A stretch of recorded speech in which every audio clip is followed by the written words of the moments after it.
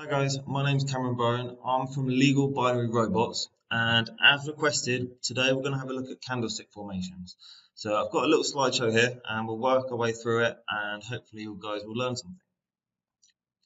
First off, candlestick formations can tell me 5 things. Initially, we use them to try and identify reversals. So whether or not a market is likely to reverse and go up, whether or not a market is likely to reverse and go down. They can also tell you if markets are going to continue to rise or continue to fall. They can also tell you if a market's going sideways. So let's crack on. First off, we're going to look at bullish reversal candles. Now these are found at the bottom of downtrends. You can see here, we're going to consider this as a downtrend.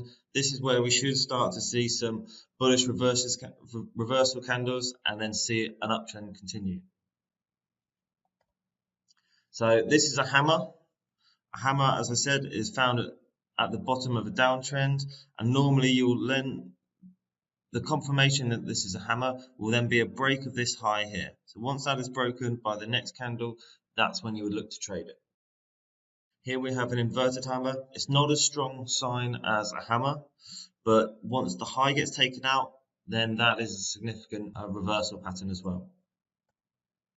Morning star, so this is a combination of candles. So we'll see a down candle, then a holding candle, and then as soon as it takes out the high of the down candle, again, that's confirmation that this will continue higher. Bullish tweezers, so these are a really strong signal. So they're basically 2 hammers, and when you see this, it's a very good sign that the market is likely to continue. Again, we're just looking for the break of the high, and then we can take that as a trade. Bullish engulfing, so the body of the up candle must engulf the whole of the body of the down candle or the previous one. That's what makes a bullish engulfing. And these are quite strong, but not as strong as bullish tweezers, for example. Piercing pattern, these aren't as strong as bullish engulfing, but they are quite good. And what you need to find is that the body of the up candle must close at least halfway into the next candle. So you can see here, the halfway point is about here and it's closed here. So that will be a bullish reversal sign. Dragonfly Doji, this is again is a good sign. So it's basically saying here that the market opened here, was pushed down, but then there were quite a lot of buyers who pushed this straight back up, and you can see it close up here. Again, the break of the high, and that's when you would take the trade. Right, now we're going to look at bearish reversal candles. Again, these are very similar to what we've been looking at, but the complete opposite, if that makes sense. So these are found at the top of an uptrend, and it's where a new downtrend will begin. So a shooting star, very similar to a hammer, just the opposite way around. You can see here, it's basically lots of sellers have come in and pushed this down. So it's tested a certain high and it's been pushed down. Again, the break of the low, and you can take that as a trade. Hanging man, very similar here. So not as strong as shooting star, but if it takes out the low, then you can look to see this continue.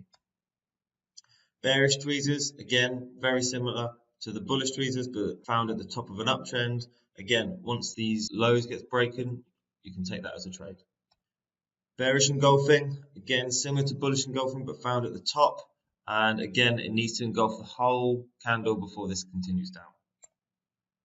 Evening star, so again, this is found at the top. You can see the up candle here, holding candle, and then the down candle's got to take out the low, and then that is a pattern that we can then use to take as a trade.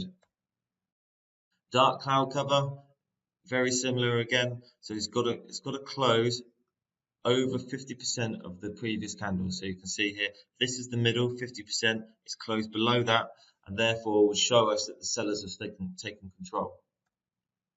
Gravestone Doji, massive rejection up at these sort of levels, and again, the break of the low, you would then take that as a trade. Continuous candles, so something that shows us that this market is going to continue.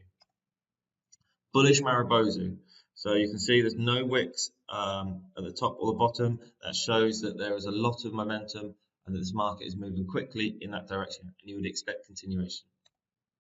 Bearish Marubozu, exactly the same, but obviously for a market that's moving down. Indecision candles or ranging candles.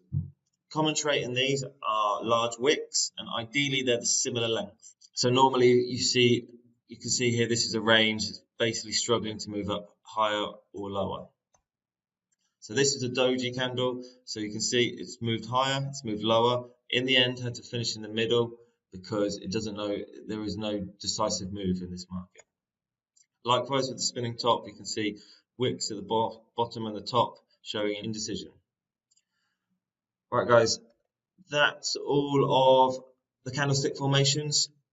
If you do want to learn more, we will look at live markets in the next video. If you don't have time to learn all these names, what I can suggest is check out Legal Binary Robots.